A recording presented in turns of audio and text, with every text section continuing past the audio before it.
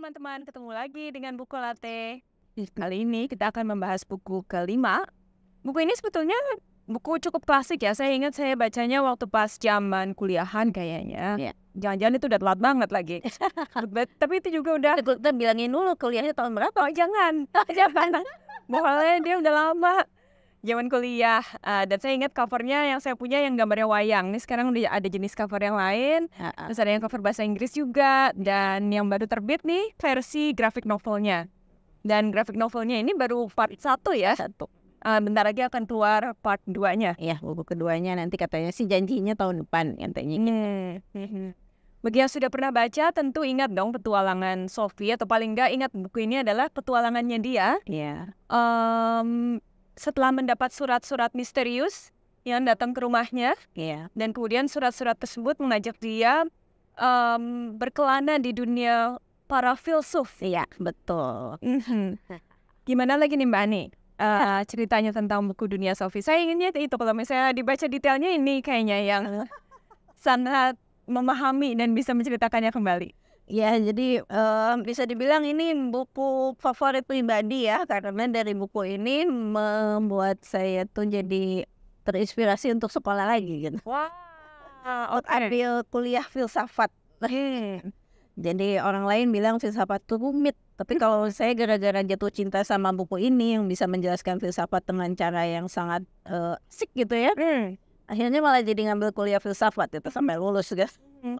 Ngomong-ngomong ini pengarangnya adalah Jostein Gaarder ini ya kalau nggak salah dia guru filsafat juga. Berarti dia bisa ya menceritakan filsafat yang kata orang rumit ini dengan bahasa yang mudah dimengerti, bahkan bisa membuat banyak orang tertarik untuk mendalami filsafat itu lebih jauh. Iya, jadi dia selain buku ini juga banyak menulis buku lain ya, tapi nggak se-hits budaya Sophie. Jadi banyak buku-buku yang berdasarkan pemikiran filsafat juga gitu, petualangan-petualangan tentang filsafat gitu.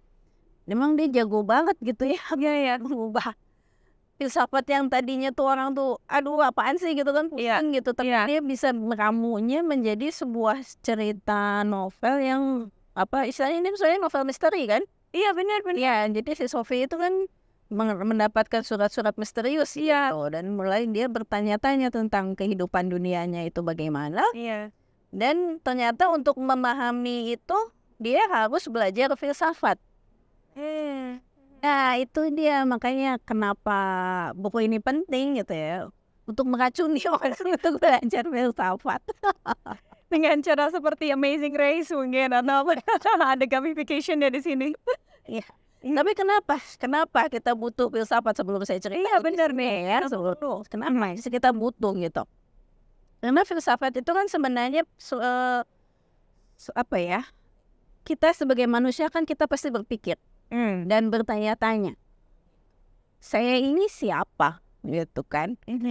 Kenapa saya bisa hidup di sini, ada di sini secara eksistensial gitu ya? Kok saya tuh bisa ada di sini di bumi gitu? Kenapa saya tuh jadi manusia di sini saat ini gitu kan? Asal saya dari mana gitu? Itu pertanyaan-pertanyaan yang semua orang pasti pernah bertanya itu ya di suatu tempat di dalam kehidupannya, entah waktu kecil atau misalnya untuk pas dewasa gitu bertanya. Terus setidaknya kalau misalnya kita melihat alam semesta gitu kan kita pasti bertanya-tanya ini dari mana munculnya gitu, kok tiba-tiba ada bisa begini gitu. Nah jadi pertanyaan-pertanyaan itu adalah hal yang bisa dijawab oleh filsafat gitu. Dan jadinya walaupun orang tuh bilang bahwa filsafat tuh rumit gitu kan, memusingkan, dan dia suka bertanya apa gunanya sih gitu, kita tuh susah-susah belajar filsafat gitu. Tapi sebenarnya filsafat itu berurusan dengan hal yang paling mendasar dari diri kita gitu. Jadi kita tuh pengen tahu kan kenapa, apa sih yang membuat kita ini menjadi manusia gitu, atau bagaimana sih kok kita bisa punya kesadaran sebagai saya, sebagai aku gitu kan. Itu hal-hal yang dipertanyakan di filsafat dan dicoba dijawab oleh para filsuf dari zaman dulu sampai sekarang. Kenapa kelihatan rumit? Karena setiap orang jawabannya beda-beda gitu kan. Jadi filsafat itu nggak pernah berhenti, tidak pernah puas di satu jawaban. Iya. Ya dulu kan misalnya kita sangat yang lagi sangat ngetren tuh misalnya si Plato gitu ya. Ya. Atas Plato. Plato sudah menjawab nih, manusia tuh begini begini begini. Ya. Tapi ketika zaman berganti orang mulai bertanya lagi, iya gitu. Ya benar. Emang benar seperti itu. Akhirnya ada orang lagi yang menjawab, Iya gitu kan? Dilihat dari perspektif yang lain. Dilihat dari perspektif yang lain gitu. Jadi perubahan zaman, perubahan teknologi, Iya.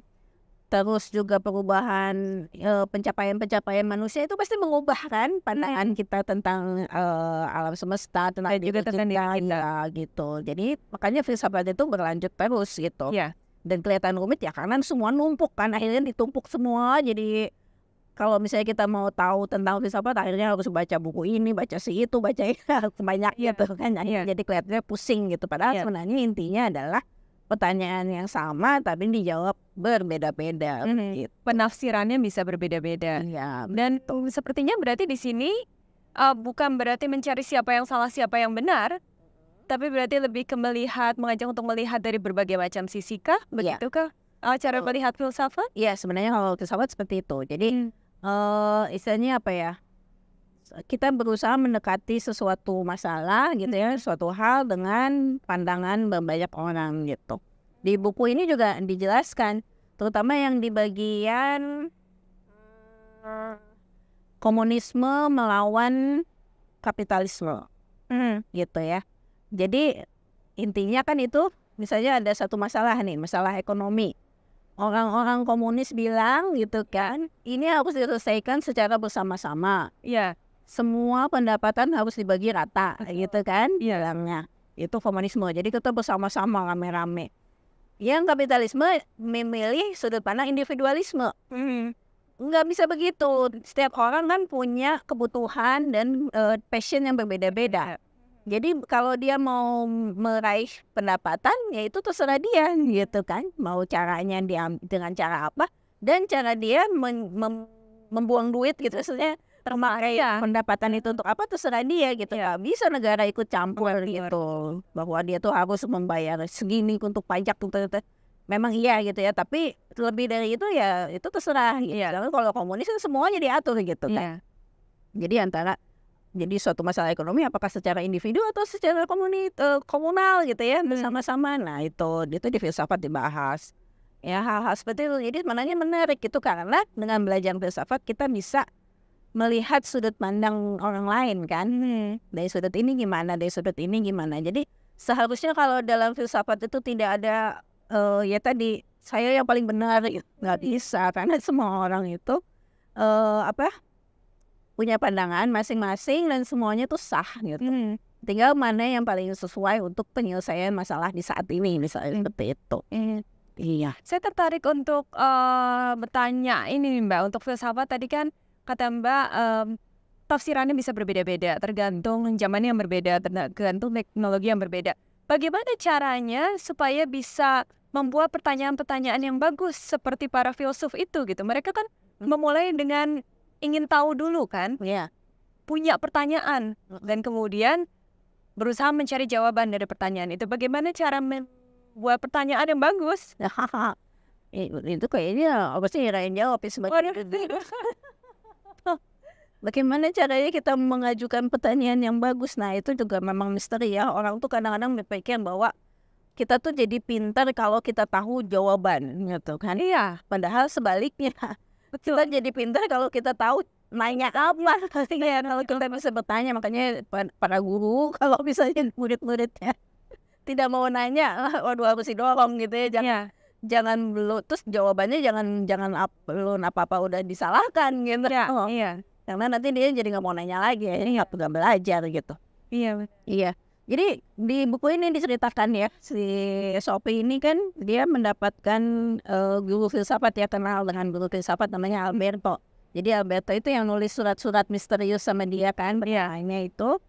Nah, udah gitu Alberto tuh menjelaskan gitu bahwa seorang filsuf itu sebenarnya seperti seorang anak kecil yang tidak pernah dewasa. Terus bertanya. Iya. Oh ya, itu juga saya ingat di buku ini, Sophie itu terus bertanya ya. Iya. Dan kemudian dia tidak takut untuk bertanya. Iya. Dan kemudian sama Albertonya ya dijawab. Tidak dianggap bahwa kamu yang kayak gitu aja masa nggak tahu sih. Iya. Benar-benar itu yang saya ingat Sophie ini. Jadi filsuf itu tidak pernah puas dengan suatu jawaban, apalagi jawaban standar ya. Iya. Oh, ya, jadi gitu. Makanya dia tuh seperti anak kecil yang selalu bertanya. Dia tuh nggak pernah selesai penasarannya gitu. Iya. Dia penasaran terus. Misalnya, alam ini tuh buat dari apa gitu kan? Iya. Siapa yang menciptakan alam? Dia nanya lagi gitu kan? Sedangkan buat kebanyakan orang hal-hal yang ditanyakan sama filsuf itu aduh remeh amat sih. Atau misalnya aduh ngapain sih yang kayak gitu aja dipikir. Lebih sering yang kedua tuh. Ya kedua, Ngapain sih nanya yang begitu gitu ya. Ngapain sih kayak gitu aja dipikirin. Nah seperti yang kata Alberto di buku ini nih bilang, kebanyakan orang itu memilih untuk tidur di dalam bulu-bulu kelinci gitu bilangnya kan. Jadi seolah-olah kalau alam semesta ini seperti kelinci yang ditarik dari topi tukang sulap. Orang-orang itu kan hidup di dalam bulunya. Ya, kebanyakan orang tuh memilih tidur di dalam bulu kelinci. Sedangkan filsuf itu adalah orang yang berusaha memanjat keluar dari bulu kelinci itu supaya bisa melihat the magician yang menarik itu siapa. Apa yang terjadi. Iya, begitu. Nah, itu kan berhubungan juga ya Mbak dengan buku yang kita bahas sebelumnya. Sistem yang kedua ini tidak mudah, berat gitu berpikir lebih dalam, berat untuk tidak malas. Ya, bertanya, mencari tahu lebih. Iya, betul. Itu sistem kedua ini ya berarti dari buku ini. Betul. Jadi memang untuk berpikir secara filosofis memang butuh upaya lebih ya. Dan makan yang banyak. Betul. Betul masih gampang lapar.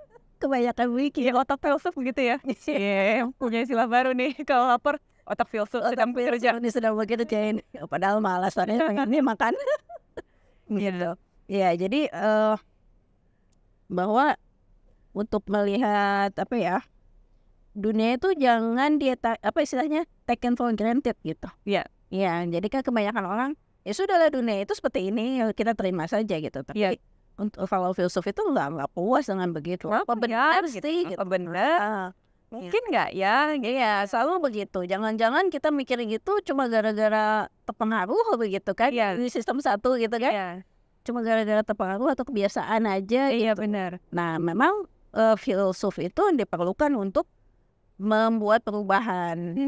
Makanya kebanyakan pemerintah, maksudnya zaman dulu ya. Zaman dulu tuh pada nggak suka ada filsuf dalam pemerintahan. Benar, jelas. Dia kan selalu mempertanyakan otoritas. Betul. Kebanyakan protes gitu. Kebanyakan protes. Kebanyakan filsuf yang dihukum mati kan. Iya. Kan protes nih. Gitu. Mudah-mudahan sekarang tidak begitu lagi. Mudah-mudahan gitu. Diberi ruang untuk bertanya. Setelah diberi ruang untuk bertanya, seharusnya berarti kita yang lebih banyak bertanya. Dan termasuk mempertanyakan pendapat kita sendiri juga ya, apakah pendapat saya ini masih benar atau masih relevan dengan apa yang mau kita jawab sekarang. Iya, betul. Nah, oke, jadi sekarang saya mau ceritain sedikit tentang si bukunya. Pasti udah pada tahu lah ya sebenarnya, Maya udah pada baca pasti ya. Gitu. Jadi intinya adalah di dalam buku Dunia Sofi ini kan sebenarnya ingin mempermasalahkan realitas. Iya, gitu. Jadi si Sophie ini mengalami kebingungan karena dia selain mendapat surat dari Alberto, dia mendapatkan surat misterius untuk orang yang namanya Hilde kan. Dan Hilde ini siapa gitu. Kenapa surat-surat yang untuk Hilde ini kok lewat saya? Iya. Gitu. Dan cara datangnya juga aneh-aneh gitu kan. Ada yang tahu-tahu jatuh dari langit. Gitu. Ada yang masuk ke kotak pos, ada yang di bawah pintu, pokoknya lagi kan pokoknya nggak mungkin ada orang yang nyimpen tapi tahu-tahu gitu. Iya. Tahu-tahu ada pesawat lewat terus bawa bendera. Tahu Hilde gitu kan. Pokoknya dia bingung gitu. Kenapa kok bisa begitu gitu. Nah terus akhirnya Alberto itu memberi pelajaran filsafat supaya Sophie itu mengerti bahwa alam yang dia tinggalin, dunia yang dia tinggali itu ternyata hanya sebuah buku gitu kan. Bahwa dia tuh hanya karangan dalam sebuah buku. Dan buku itu adalah buku hadiah ulang tahun untuk Hilde. Gitu. Jadi makanya kenapa balik-balikan dari Hilde. Jadi biar si Hilde yang lagi baca buku ini membaca pesan itu ketika lagi baca buku gitu. Sementara si Sophie yang ada di dalam buku ini kebingungan. Kenapa kok bisa ada pesan itu gitu kan. Tapi kalau misalnya kita melihat sebagai si Hilde membaca, kita jadi oh ya iya gitu. Ya aneh itu, nggak aneh gitu. Nah, terus baru di endingnya itu si Sophie pengen ketemu kan? Iya. Pengen ketemu, akhirnya dia melarikan diri dari buku, istilahnya gitu kan. Iya. Nah, yang lucunya lagi adalah itu baru lapis pertama. Lapis keduanya adalah kita sebagai pembaca buku Dunia Sophie, kita membaca Hilda yang sedang membaca buku Sophie. Coba. Ya ini udah kayak nonton film Inception kayaknya. Iya, nah itulah makanya serunya tuh itu. Iya benar. Akhirnya secara otomatis kita jadi bertanya kan, siapa kita? Ya jangan-jangan kita juga lagi dibaca sama kita ini hanyalah tokoh-tokoh dari sebuah cerita seseorang. Gitu. Yang tiba-tiba ternyata di atas ini ada lagi yang lagi baca buku kita, gitu kan. Akhirnya kita jadi mempertanyakan gitu, realitas kita ini apakah benar gitu, relevan apa yang nggak relevan. Iya benar kan. Ya. Nah itu jadi nyambung lagi sama buku ini, turning point yang kemarin kita bahas ya. Ya gitu, bahwa yang kita kira dunia itu kokoh gitu kan, ternyata sangat rapuh. Ternyata sangat bukan rapuh, berarti apa ya, yang tadinya dikirain materi itu jelas gitu kan, materi itu jelas, atom itu benar-benar terpisah-pisah, ternyata itu seperti gelombang gitu kan, seperti kita tuh ada di lautan lautan gelombang ya, energi yang mau terbentuk jadi apa terserah pada kita gitu kan. Niat kita tuh jadi hitung gitu kan. Nah itu kan, jadi itu juga masalah realitas kan, yang tadinya kita kira kita tuh sama sekali terpisah dengan alam semesta gitu, kita dengan pohon berbeda gitu. Tapi ternyata itu adalah bagian dari diri kita juga, ada interaksi gitu, ada kesadaran kita melingkupi itu juga gitu. Nah itu makanya, jadi kalau misalnya habis baca buku Sophie ini nggak aneh deh dengan ide-ide seperti ini gitu. Iya. Karena ya bisa aja kita tuh ternyata tokoh-tokoh dalam buku, dan di atas itu ada lagi realitas yang lain gitu. Seperti itu. Jadi itu menarik karena makin kesini kan saya semakin membuktikan bahwa realitas yang kita kira nyata ini memang kalau misalnya spiritualis itu kan suka bilangnya dunia ini ilusi gitu. Dan ternyata makin kesini tuh ya begitu. Memang begitu ya, secara literal, secara terbukti secara ilmiah bahwa dunia itu memang ilusi sebelum kita menyatakan diri bahwa kita ingin melihat dunia itu seperti dari yang sisi yang mana, dari niat yang mana, kan tiba-tiba jadi mikir, saya kan jadi mikir kan. Iya. Ya, jadi ya kalau misalnya orang beragama gitu ya, ya kita yakinnya kita ada di dalam bukunya Tuhan gitu kan. Tuhan nih yang lagi baca buku kita gitu ya, di dalamnya ada si Ani gitu kan, lagi jalan-jalan gitu. Itu tentu saja itu kalau misalnya penjelasannya orang beragama gitu. Walaupun kalau misalnya secara filsafat atau misalnya secara fisika ya kesimpulannya pasti nggak langsung ke Tuhan ya. Jadi mereka selalu belum tentu ke Tuhan. Jadi masih ada tahap lagi sebelum Tuhan itu, tahap lagi ada gitu ya, pokoknya gitu. Jadi bahan ini sebenarnya kan sesuai juga dengan pandangan agama bahwa Tuhan itu kan yang maha besar. Jadi yang paling ujung gitu, yang nggak ada lagi gitu kan. Nah itu jadi jarak antara Tuhan dan kita itu oleh filsafat dan sains itu selalu diperlebar gitu. Jadi jangan langsung ngambil kesimpulan ke Tuhan gitu. Jadi sebelum Tuhan tuh mungkin ada lagi gitu. Nanti mungkin ujung-ujung ke Tuhan mungkin, tapi sampai sekarang kita belum bisa membuktikan gitu. Tapi kita kan sekali ya menjadi orang yang bisa banyak bertanya dan banyak bereksplorasi di proses menuju ke sana, tidak hanya jumping dan menerima bahwa ya terima aja yang ujung, tapi terus bertanya di sini, mencari tahu. Iya, seperti si Sophie ini di buku Dunia Sophie, terus mencari, terus bertanya. Iya betul. Nah itu makanya buku Letih sangat merekomendasikan membaca buku-buku seperti ini supaya kita itu jangan cepet lah gitu pikiran itu. Iya. Dan juga kalau misalnya pikiran cepet kan kita jadi gampang tersinggung ya. Iya benar. Supaya damai-damai saja lah, mari kita membaca buku lebih banyak. Jadi biar luas lah pemikiran. Jadi jangan dikit-dikit orang ngomong apa langsung kita marah gitu ya kan. Padahal belum tentu kita benar gitu kan, dan dia juga belum tentu salah gitu. Dan di antara itu mungkin kalau misalnya kita bisa ngobrol lebih banyak, mungkin ketemu solusi yang lebih bagus daripada yang kita kira sebelumnya. Betul. Begitu. Jadi kalau kerasa ada mau marah, cepet makan. sehingga otak sistem 2 bisa bekerja lebih kuat dan bisa saling diskusi dengan lebih baik. Betul. Oh, itu bagus banget ya. Apalagi sekarang kan sering banyak ini ya keributan di sosmed ya. Nah, Jadi kalau jangan keburu ngebales ya. betul, kirim makanan dulu. Makan dulu. Makan dulu. Oke. Habis makan baru kita pikir lagi. Kita diskusi lagi ya. Betul. Supaya diskusinya lebih progresif Iya. dan baik-baik Iya, ujungnya. betul. Ya. Oke teman-teman, silakan dinikmati buku Dunia Sophie dalam versi grafis atau versi yang bahasa Indonesia atau versi yang bahasa Inggris. Iya. Semuanya menarik dan mungkin yang versi grafis juga bisa sambil ngobrol sama anak-anak mungkin karena formatnya lebih grafis. Ya. Oke, sampai ketemu di bahasan buku berikutnya. Oke. Dah.